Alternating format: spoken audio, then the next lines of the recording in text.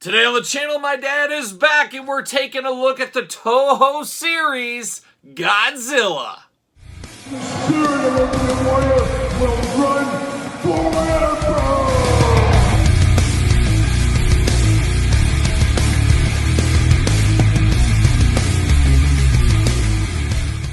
Welcome everyone, Kyle here with a special guest today, my dad, who is back to help us dissect and go through this Toho series, Godzilla 1954 figure from Playmates. But for all your Playmates Godzilla needs and a whole lot more, make sure you're hitting up Entertainment Earth. Use discount code Kyle. Save yourself 10% on all in-stock items. Anything over $59 does ship free. Got to get a deal out there. But Dad, thank you for coming back to the channel. Hey, you're welcome. And I threw a curveball at you here with this one.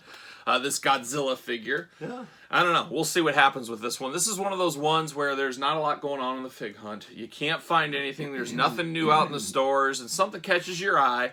And I don't know if you saw my figure hunt videos where I saw this a couple of times. I did.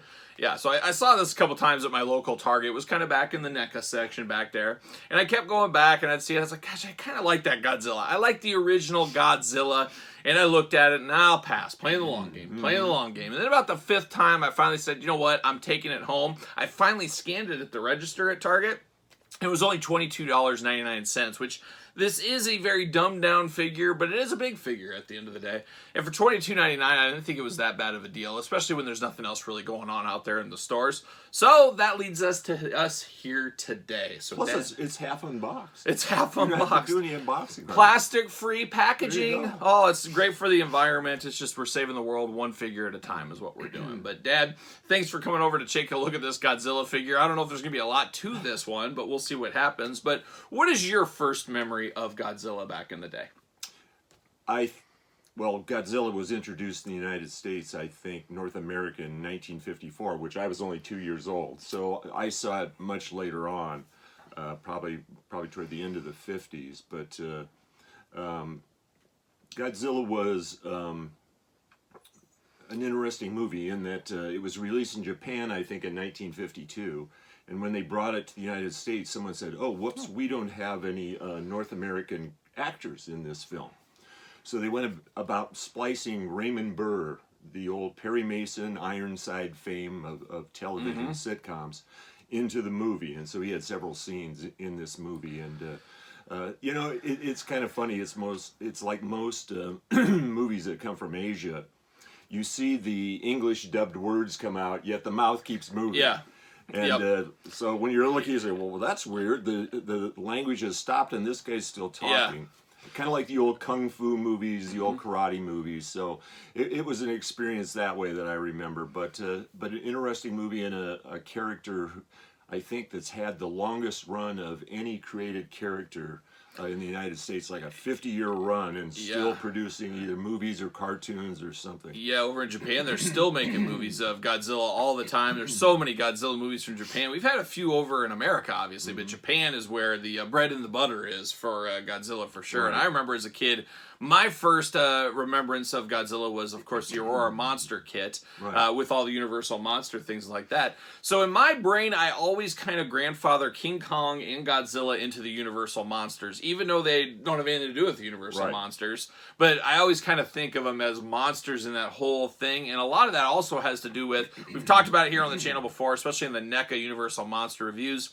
The Crestwood book series was at my local library, I guess I should say my school library when I was a little kid, and I'd check them out all the time. Beautiful orange covers on those. I would love to have a mint set of those books. I mean, I've checked those things out so many times over the years. And Godzilla, of course, had a book. King Kong had a book. And I always just kind of equated those characters with the Universal Monsters. So technically not Universal Monsters, but still feels Universal Monsters to me. I did probably prefer King Kong because you guys know I'm just a sucker for a hairy bipedal creature at the end of the day. So King Kong was always my favorite. But I wanted one Godzilla represented on my action figure shelf with my King Kong, stuff like that, with my Universal Monsters. And I figured, at least as of right now, this is the Godzilla I'm going to go with. Didn't break the wallet, didn't break the bank. And there is tons and tons of Godzilla action figures over the years. Tons. Of course, NECA had the rights for many a years. There was tons of Godzillas I never even heard of, but obviously people that are deep into the Godzilla game, they know all about that. They're loving that. They're eating that with a fork and a spoon, and even heading over to KFC and picking up a spork if they need to. But this Godzilla was the early representation from the first movie. It worked for me. But let's take a look at the packaging. Let's talk about it. Let's unbox it. Let's talk about it. Let's see where it goes from there. And definitely off the rails is where it will go. But there's old Godzilla there in a gray color here, looking interesting. On the side, what's that say? The Toho series. Now, Toho, is that Japanese, I would assume? That's a movie-making company that owns... I still think they own the rights to Godzilla, but that was the original filmmaker, I believe, was Toho. There you go. Not a lot to this. Plastic-free packaging. Everybody's grubby hands have been all over this thing. I think we might get the Lysol out. Who knows what's been going on with this thing. A little glamour shot down here. Godzilla, 1954. Oh, 1954. What a year. Any great 1954 memories from you? Probably Chuck Berry and rock and roll and all those kind of things. Saddle shoes. Saddle shoes. There he is. Godzilla. And then on the back, oh, that's where the magic happens. Get a little bit of that glamour shot. We get a little bit of those blurbs going on. Let's see what it says about the old Toho series. Now, this is made by Playmates Toys, of course. Fondly remembered for their Savage Dragon toy line back in the day, as we all remember. But also, of course, the Teenage Mutant Ninja Turtles. I think they made those, too. Toho series Godzilla, first appearing in 1954. Godzilla and what's that say? And its cast. Oh, I thought it said cost. And its cast of monstrous co-stars has appeared in theaters and home screens ever since. To humanity's summer friend, summer foe, but all of them are incredible. But no matter their strength or abilities, they are no match for the true king of the monsters, Godzilla. Godzilla's fought about everybody. He's taken on all comers. Mothra, Rodan, go down the list. Mecha Godzilla. Yeah. King Kong. King Kong, of course. It also says Godzilla 54, awakened from the depth by mankind's arrogance and quest for power. A towering monster terrorizes Japan in this 1954 classic film that left Tokyo in ruins, and the world left trembling whenever its name is spoken. Godzilla. There you go. Well, something that's awakened from the deep by a nuclear blast and still lives is a monster or creature that's undefeatable. Undefeatable. You know, some people believe that the other side of Antarctica, you know, not the normal side, but the other side that's hard to get to, apparently, that there's still monsters like this running around. Yeah. You know who we should call and ask? Who? Jesse Ventura. Oh. You ever wonder if they're watching your every move? Cell phones, internet, surveillance. Think about it. Yes, Jesse Ventura. He knows about that. He knows all about the conspiracy theories. He does. I know he does. But Godzilla, a big, scary monster, and a lot more representative to it. There's more to the story than just a simple monster. It's a thing about nuclear war. It's a call to action about everything. There's a deeper story. A lot of people think that Godzilla actually represents the United States. And this is the awakening of the United States after Pearl Harbor, which caused our country to ultimately drop nuclear bombs or atomic bombs on Japan. And so it's a reliving of that experience with Godzilla representing the United States and tied in with the whole World War II thing. So a lot of people said Pearl Harbor, bad day at the office. See you later, for sure. Pearl Harbor was an awakening, just like setting off a nuclear explosion and springing Godzilla from his frozen tomb was an awakening. So the two go hand in hand. Hand in hand. All right, there it is. See you later. Join the pile. What a mess over there. You wouldn't believe it if you saw that. Of course, whoa, as Godzilla takes the header out, we got Godzilla. His tail on yet, doesn't Got to put his tail on, and I guess that's kind of very easy, I'm guessing here. Probably just pops right in. Oh my gosh, does it get easier to put together? I don't think it really does.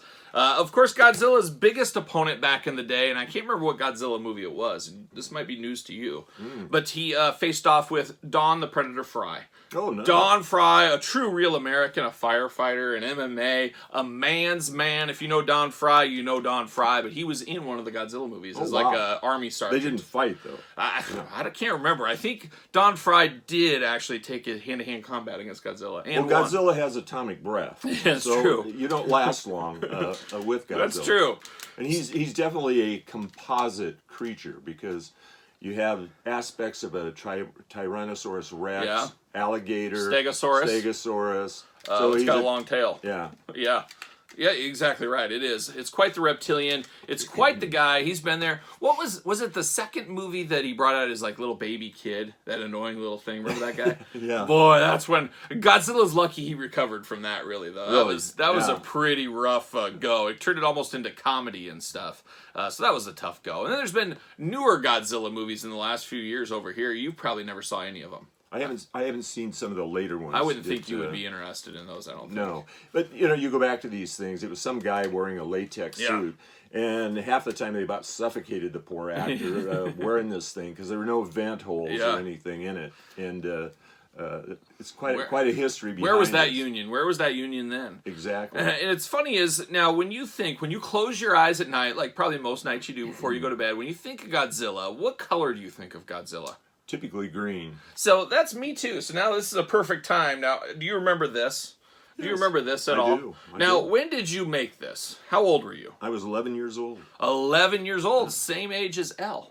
Or no, she just turned 12. I should remember that by now. Yeah. But 11 years old. So it's funny is my first memory outside of the Crestwood books of the Universal Monsters, Godzilla, King Kong as well, is your Aurora model kit you did when you were a little kid. Right. Proudly displayed in your house. Now they're displayed in my house. Right. But this Godzilla, of course, I always remembered seeing all the time. And I remember I would just look at the little base and all this. The devastation below. The devastation below, exactly. But you painted him this green color here, and then Grandpa helped you, I believe.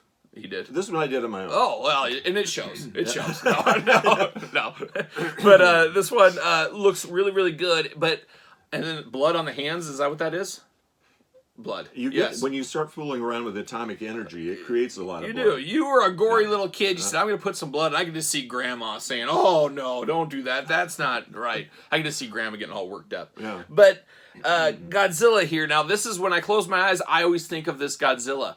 Any Godzilla, this is what I go back to, which is crazy how those things stick with you all these years later. But a lot of people think of him as, of course, the movie being black and white. They think of him this black and white. So it's funny kind of the depiction between the two. And the weird, interesting thing, and one of these days we'll do a video where we do all the Aurora model kits. We'll talk about each one. There you go. You can tell us the stories of putting them together and all that kind of stuff. Well, to me, reptiles are mostly green.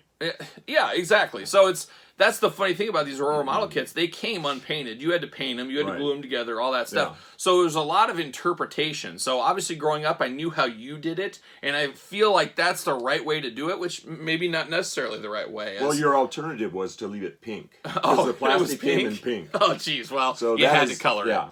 But you do see people with like some of the Frankenstein ones and the Wolfman painted almost totally different colors. And it always just kind of throws me. But it is up to your interpretation, building the model kit, how you want to do it. So you probably have some people that painted this in gray, I'm sure. Could be. Black colors, things like that. So it's weird, and it would be almost fun to get another one of these and paint this way. Right. If we were headed towards winter now, that'd be a great winter project for you. But now the golf season's about here. You're going to be busy on that. But looking good, Godzilla. My hand's Good work. not quite as steady as it used to be. But you get spray paint, I think. I think you get spray paint. Spray paint's come a long ways, let me tell you. But Dad, good work on this. Hey, you get an A for your art project when you were 11 years old. It's been some time ago. It has. It has. But now let's get down to this Godzilla. I guess let's walk through the articulation really quick on this guy. What does he have? Of course, he has the tail you had to plug in. Tail moves side to side, back and forth. Head, back and forth, side to side. Arm all the way around. No joints, no elbows, no hands, nothing like that. Legs back and forth. Ankles back and forth. So a decent amount of articulation, which really at the end of the day, this feels like a little kid's toy.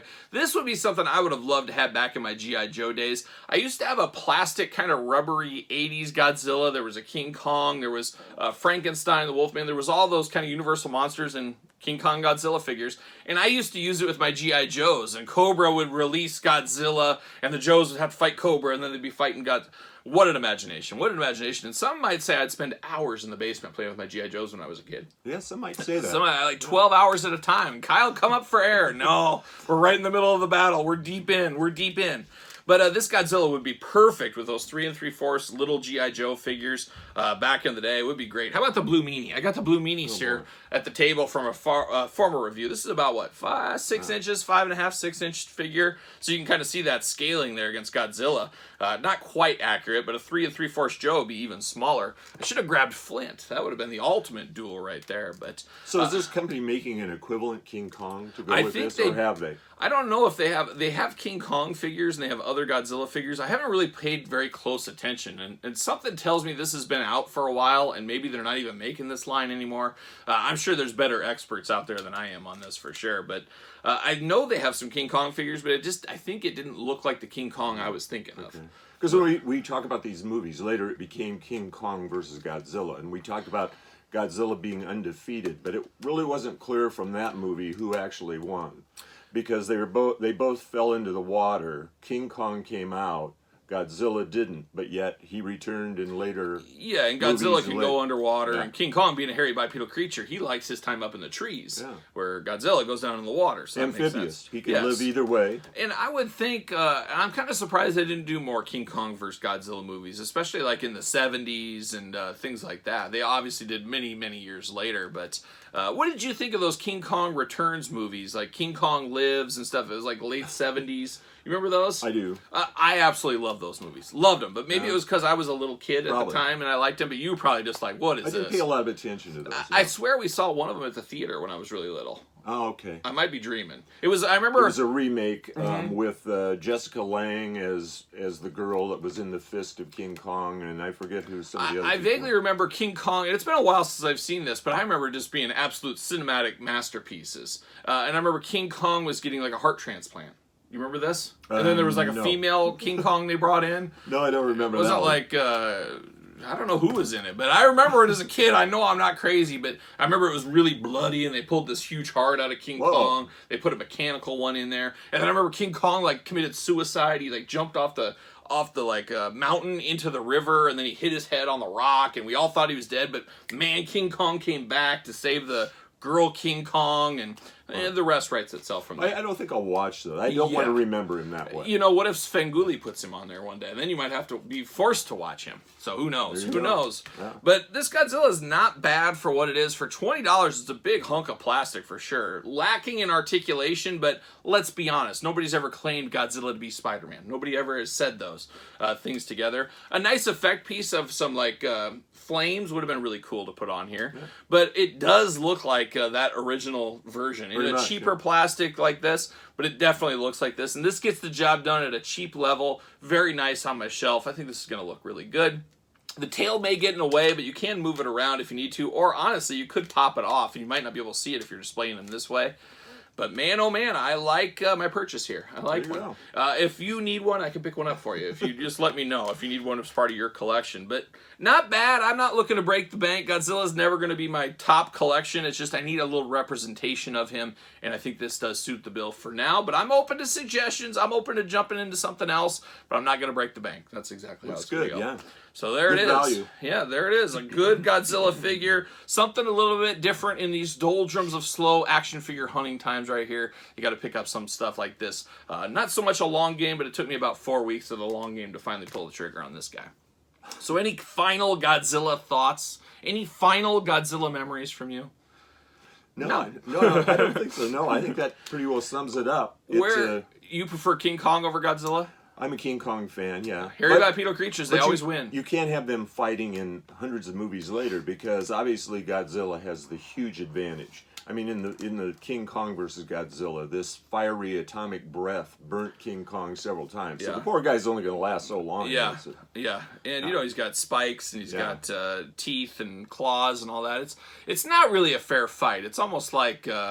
It's like Boss Rutan versus anybody. That's what it's like. It's like, it's not a fair fight. It's just not. It's not. But Godzilla, the king of all monsters, maybe we'll see.Maybe if they do make that baby Godzilla, whatever his name was, maybe I will pick that one. Yeah, that did look ridiculous. It was brutal. And then it made Godzilla kind of human-like and like caring for that. I want an indestructible killing reptile that just doesn't care. He's going to step on a baby. He's going to step on a grandma. He's going to eat the children. It doesn't matter. That's what I want out of my Godzilla. But at the end of the day, like I said, not a bad day at the office for this Godzilla. Dad, thanks for coming. Thanks for enjoying. Thank you. Make sure you guys like this video. Make sure you subscribe to the channel. Turn on the old notification bell. Of course, Patreon for early access to videos like this. Bonus content as well. You don't want to miss some of that. You can also support the channel over at ProWrestlingTees.com. Hit me up. Follow on social media. SirPaul64 on Twitter. Instagram, _Kyle_Peterson.